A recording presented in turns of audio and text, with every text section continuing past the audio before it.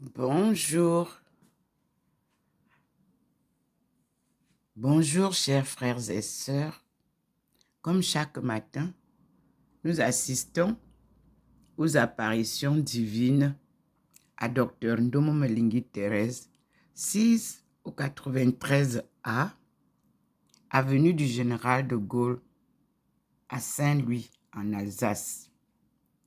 Saint-Louis est la ville carrefour des 3 frontières allemandes, suisses et françaises. Et là, nous avons la ville qui est quelque peu illuminée, mais nous avons les nuages et il ne fait pas aussi beau que hier ou avant-hier. Mais nous avons toujours notre présence divine qui se signale sous les 2 pots. Tout droit, la bande est là. Et nous observons que la nuée lumineuse est là. Et nous voyons déjà le signal de la lumière divine au niveau des 3 arbres où vous voyez le scintillement. C'est souvent magnifique d'ailleurs. La lumière s'est déjà signalée et les êtres célestes commencent déjà à descendre sur le balcon de Dr Ndomo Melingi Thérèse. Sur l'avenue du Général de Gaulle, vous voyez déjà la nuée blanche qui circule là, qui survole la route. En face, vous avez le jardin qui est calme, comme vous le voyez. Mais dans le balcon de Ndomo Melingi Thérèse, au plafond, vous pouvez déjà observer la présence des êtres célestes qui descendent. Le Seigneur nous signale sa lumière divine du côté des 3 arbres à côté de l'immeuble là. Voilà. Vous voyez vous-même, ça signale là. Vous voyez la présence divine vous le présente et le petit point nous accompagne là. Sur la table, vous voyez que la présence de la lumière divine se fait ressentir. Et le tremblement habituel devant le balcon est signalé. Puis, nous avons le petit point qui nous guide, qui est là, qui nous est au niveau du pot. Et nous observons si le Seigneur nous amène à l'intérieur ou nous devons rester à observer le dehors. C'est souvent 2 bandes qui nous ramènent dedans. Pour le moment, les 2 bandes ne sont pas là. Donc, nous allons observer l'extérieur. Nous allons voir le ciel, vous voyez comment il se dénoue, là où la lumière divine se signale. Et vous voyez, quoique le soleil soit levé, en face, nous n'avons pas cette lumière du soleil qui éclaire souvent tout le jardin et même la devanture de Ndomo Melingi Thérèse. Mais observons ce que le Seigneur nous donne à travers les nuages et à travers ces 3 arbres où il apparaît parfois.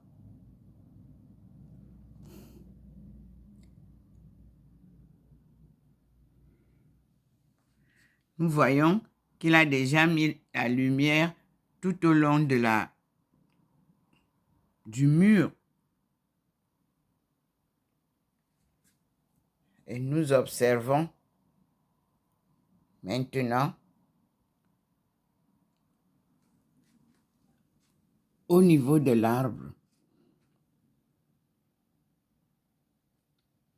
au-dessus du balcon, au plafond, là où vous voyez le petit point nous montrer, c'est là que le Seigneur demande que nous soyons fixés.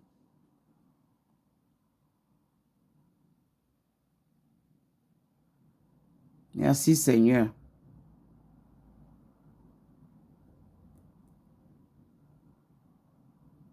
Merci mon Dieu. Il est 9h40 à Saint-Louis.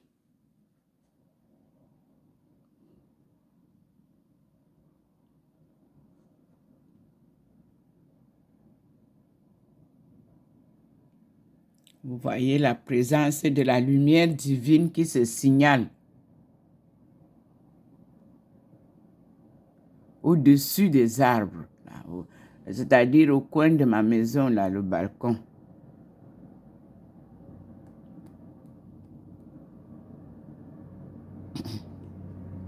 Nous disons gloire à Dieu.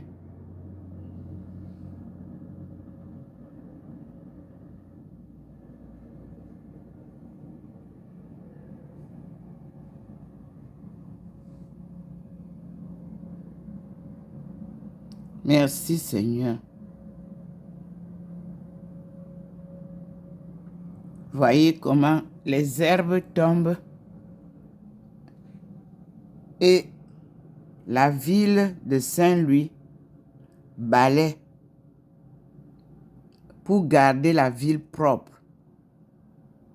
Parce que les herbes, les feuilles des arbres vont bientôt tous tomber. Et nous allons nous retrouver dans l'hiver où on ne voit plus aucune feuille verte. C'est pour cela que le Seigneur nous enseigne la leçon de la vie, c'est recommence. C'est une manifestation qui devrait nous faire comprendre que chaque chose a un début et une fin.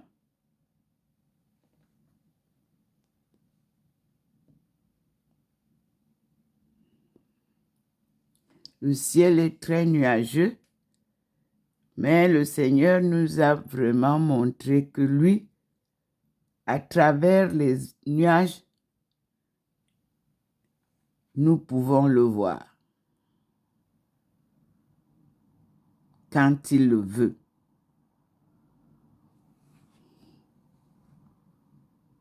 Il se fait voir à ceux qui le cherchent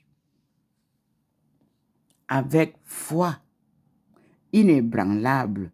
C'est-à-dire que tant que vous n'avez pas eu ce que vous voulez, faites-lui confiance. Merci Seigneur. C'est ce qu'on appelle une confiance inébranlable.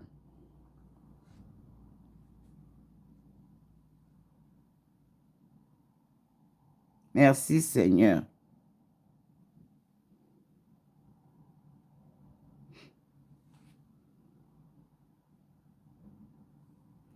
Merci mon Dieu.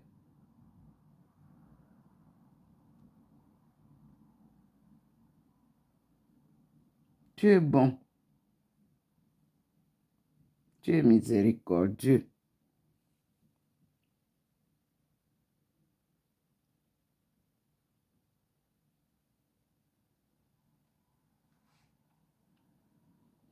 Gloire à toi.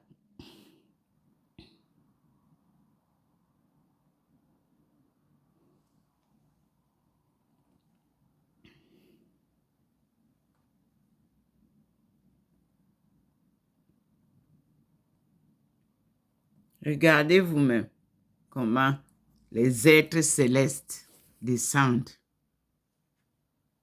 au rythme bien coordonné par l'harmonie du paradis céleste. On ne vient pas parce qu'on veut. On ne vient pas en désordre. Tout est bien harmonisé au ciel. Voyez vous-même? Oui, le Seigneur fait.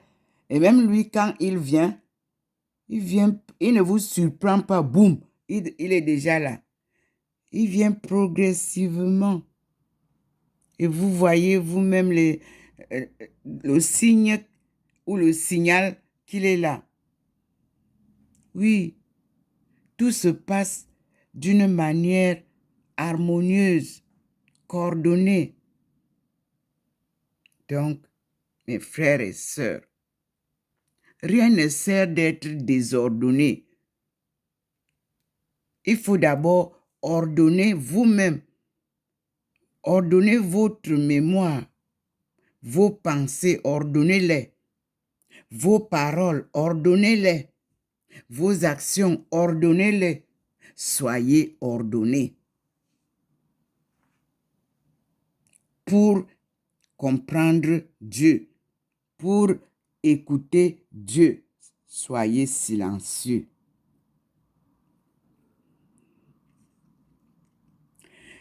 Moi ici, mes voisins peuvent vous dire, moi je fais parfois 3 mois, on n'entend pas ma voix.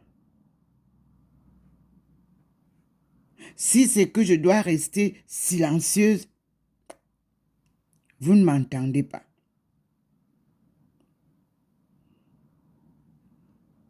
Oui. Même parfois, quand le téléphone sonne, je ne prends pas. Parce que je dois être dans le silence. En cette période-là, ou en ce moment-là, je suis dans le silence. Et puis, soyez respectueux. C'est très important. Soyez respectueux. Ça veut dire respectez votre parole, vous-même d'abord. Respectez la parole des autres. Ça veut dire que respectez votre pensée. Respectez aussi la pensée des autres. N'imposez jamais aux autres votre rythme de vie. Chacun a un rythme de vie. N'imposez jamais vos pensées aux autres.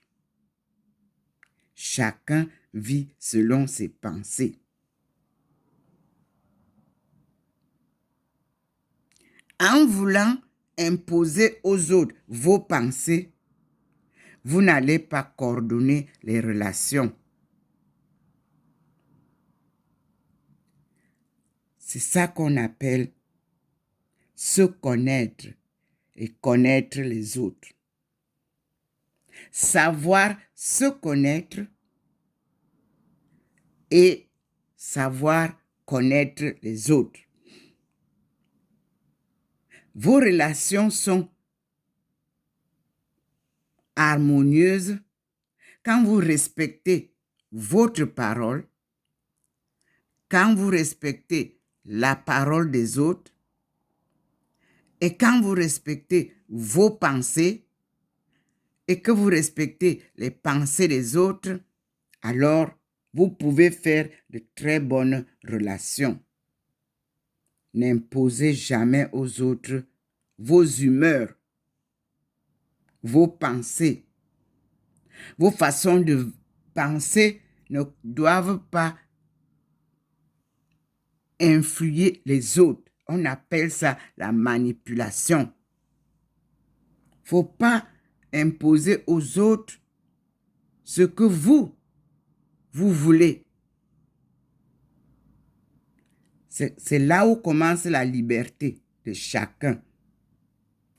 C'est dans la pensée, dans les actions, dans les relations, afin d'harmoniser vos pensées avec vous-même, vos pensées avec les autres et aussi harmoniser vos relations.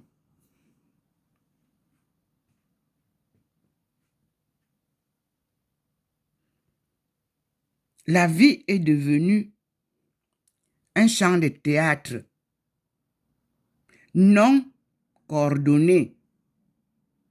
Aujourd'hui, vous dites ceci, demain, vous dites autre chose. Aujourd'hui, vous pensez à ceci, demain, vous pensez à autre chose. Ainsi va la vie cadencée. Donc, aucune harmonie. Le Seigneur nous ramène vers une vie ordonnée telle que lui, il nous a créés. Femmes et hommes. Nous sommes les maîtres du théâtre terrestre. Mais tellement nous ne sommes plus ordonnés en nos pensées, en nos actions, que nous sommes face à la destruction de notre paradis terrestre, qui pourtant est un beau paradis, bien organisé, bien structuré. Les arbres nous regardent faire.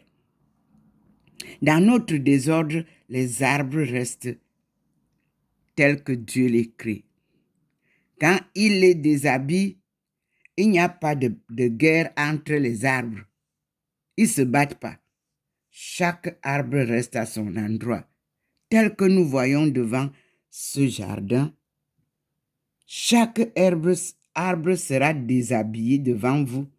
Pendant tout le mois, nous allons voir jusqu'à ce que l'hiver tombe et qu'il n'y ait plus aucune feuille sur l'arbre.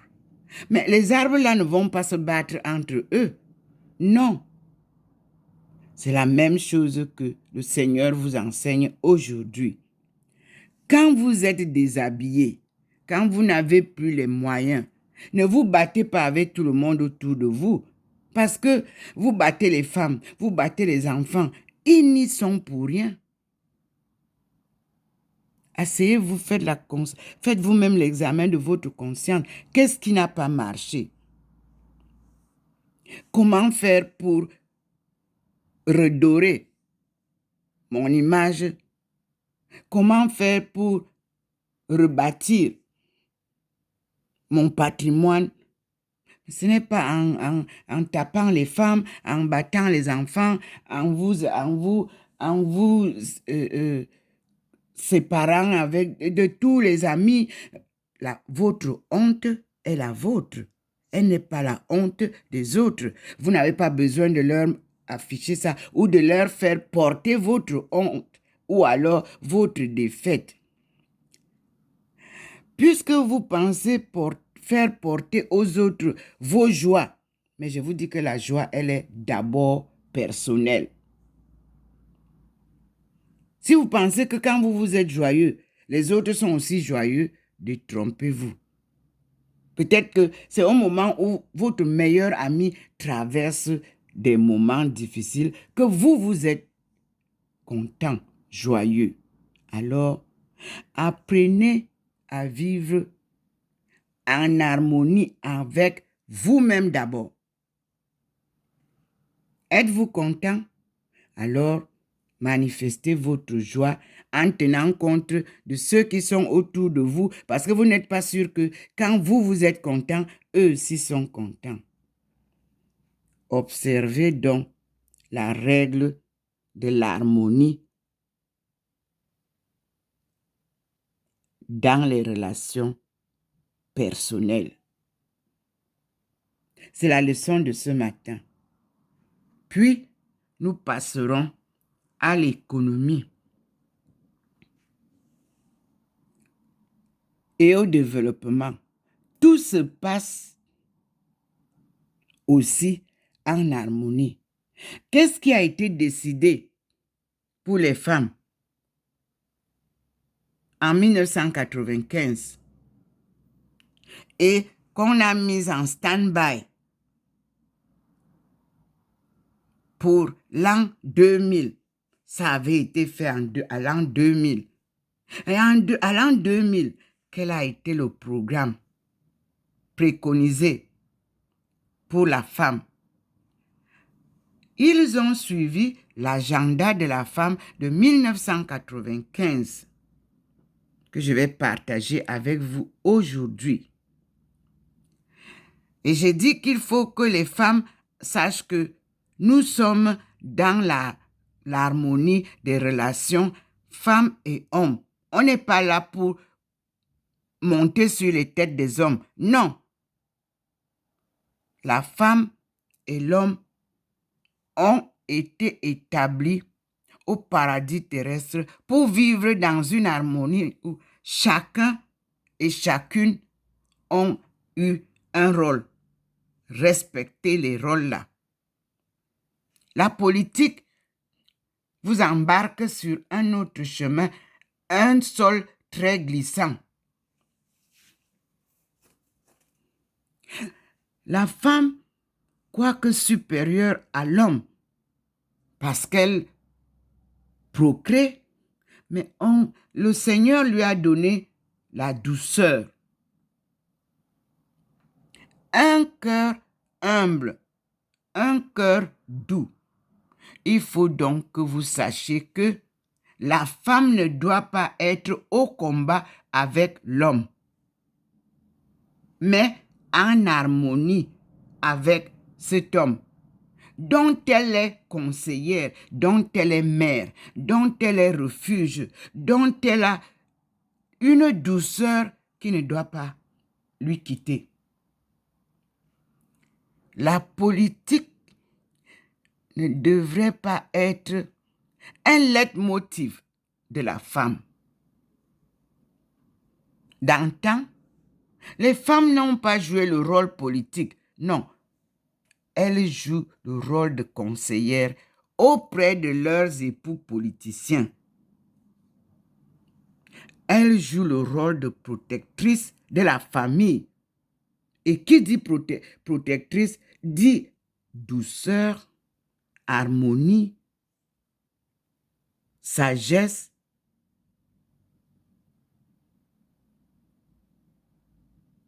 Vous voyez? Et avec ça, la patience s'installe. La douceur s'installe. L'harmonie s'installe en famille. Aujourd'hui, tout est basé sur les intérêts personnels. Et ces intérêts sont matériels. Or, le vrai intérêt qui devrait exister dans la famille, c'est l'intérêt commun dans la famille. Parce que la famille est une entité divine. C'est-à-dire une entité créée par Dieu qui devrait vivre selon les règles, les lois de cette création primitive divine et devrait vivre en harmonie pour pouvoir être capable de vivre l'alliance ancienne que Dieu a établie entre lui et sa famille primitive, qui a procréé les autres que nous sommes aujourd'hui, dont nous devrions suivre cette règle de vie en harmonie que nous trouvons dans l'ancienne alliance qui s'appelle l'ancien Torah ou l'ancien Testament. Mais nous avons passé des siècles à vivre avec le Nouveau Testament qui a détruit l'Ancien Testament et l'a réformé et réécrit en sa manière, mais tout en s'appuyant sur les règles de l'Ancien Testament. Et nous allons découvrir à partir de maintenant, selon l'enseignement que Dieu nous donne, nous allons découvrir les erreurs du Nouveau Testament et nous allons retrouver l'ancienne alliance avec la famille primitive. Nous allons retrouver l'Ancien Testament qui nous donne clairement l'alliance que Dieu a faite avec son peuple. C'est ainsi que nous allons voir qu'est-ce qu'il a dicté à Adam et Ève par les écrits qu'Adam et Ève nous ont légués. Parce que quand on parle d'Adam et Ève, c'est comme si eux, ils n'avaient rien écrit sur leur vie. Et pourtant, ils ont laissé des écrits. C'est pour ça que nous disons que la Bible a été perdue. Et nous avons retrouvé la Bible perdue. Je vous ai publié ça. The Lost Bible. Je l'ai. Je l'ai reçu des États-Unis. Je l'ai acheté pour compléter ce qu'il m'envoyait par email. Je l'ai complété pour avoir moi-même les éléments. Et c'est là où je trouve la grande bibliothèque de notre premier écrivain, Enoch. Mais nous n'avons pas des livres d'Enoch qui a vécu 365 ans. Mais on nous a pris les 355 ans là, on a dit que c'est les 365 jours de l'année. Vous voyez les erreurs? Comment quelqu'un peut vivre 365 ans et ne pas laisser les écrits? Où sont donc les écrits de Enoch, le premier écrivain du monde?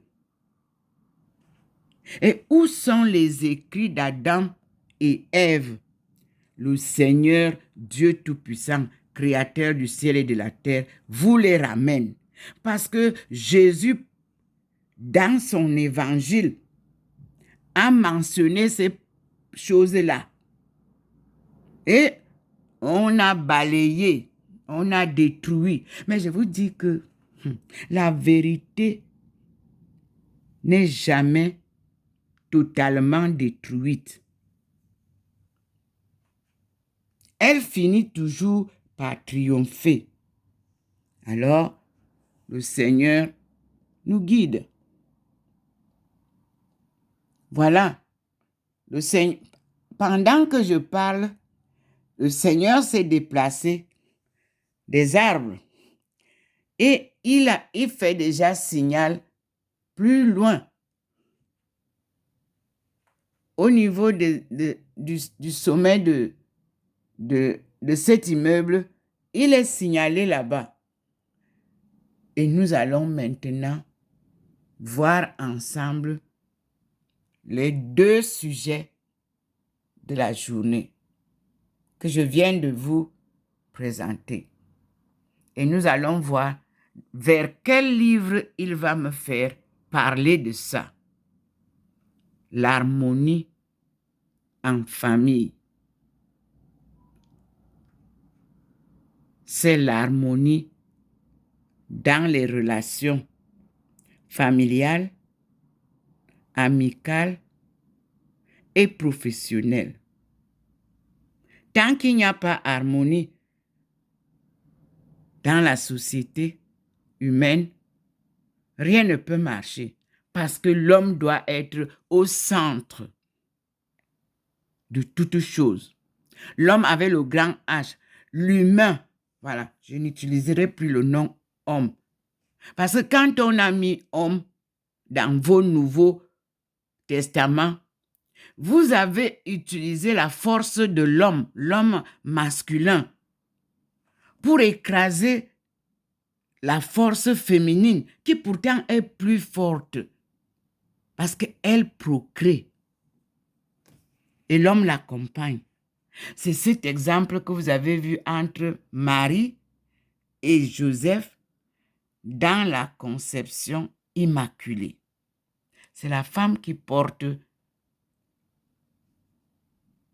l'embryon créé par les deux spermes.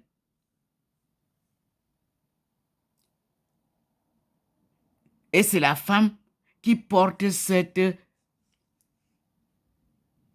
belle créature qu'il ne connaît même pas, qu'elle ne connaît même pas avant l'accouchement. Même si on a créé des échographies, elle n'a pas le toucher pour savoir exactement jusqu'au jour de l'accouchement. Seul Dieu connaît tout le mystère du monde.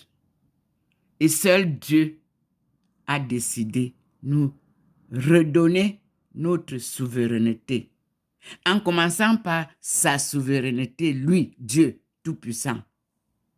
Alors, il nous organise le retour à la vie normale. C'est pour ça que dans mon livre de thèse, vous trouverez le nouvel ordre socio-économique. Parce que les autres ont le nouvel ordre économique. Moi, je parle dans mes publications et dans mes études et dans mes recherches du nouvel ordre socio-économique. Ensemble, découvrons donc ce que le Seigneur nous réserve aujourd'hui. Voyez comment il m'a gardé devant la... Vous avez la porte là, où je suis souvent. Voici ma main sur le poignet. Je suis là. Mais de l'intérieur. Et vous voyez comment il est déjà descendu. Avec toutes ces... Vous voyez comment sa nuée blanche et toute l'harmonieuse armée céleste est descendue. On appelle ça armée parce que c'est vraiment une force puissante qui l'accompagne. Là, vous avez des musiciens, vous avez... Je vous dis que quand vous voyez ça, tel que c'est placé là, vous ne pouvez pas imaginer la force qui est derrière ça.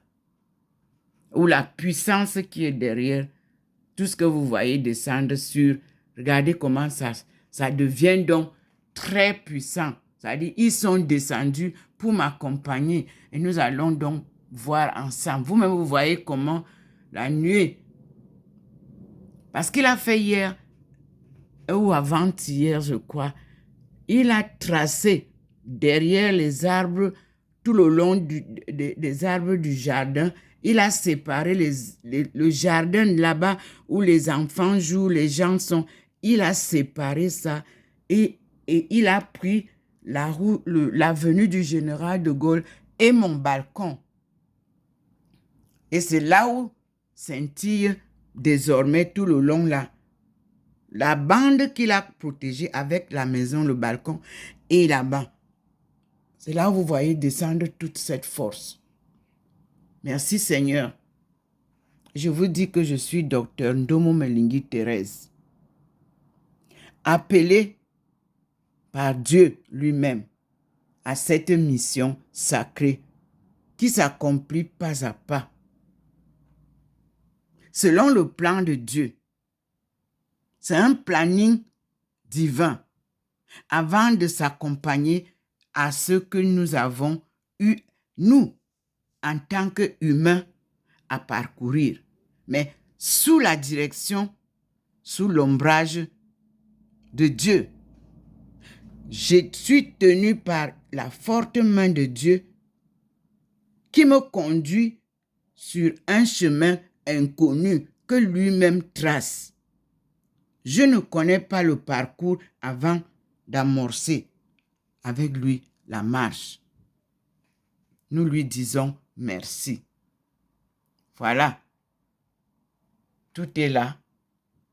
Donc, Là, vous avez vu qu'il a commencé à l'angle par les arbres là-bas. La lumière là n'est pas là-bas maintenant, mais elle est devant la maison maintenant.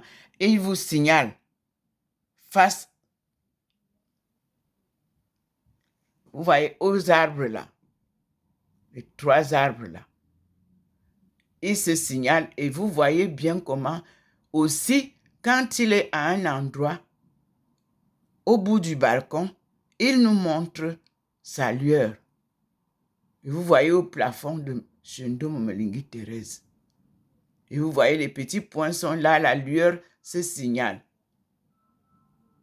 On dit merci Seigneur. À tout à l'heure. Nous passons à la deuxième vidéo. Je ne suis pas encore appelé à entrer.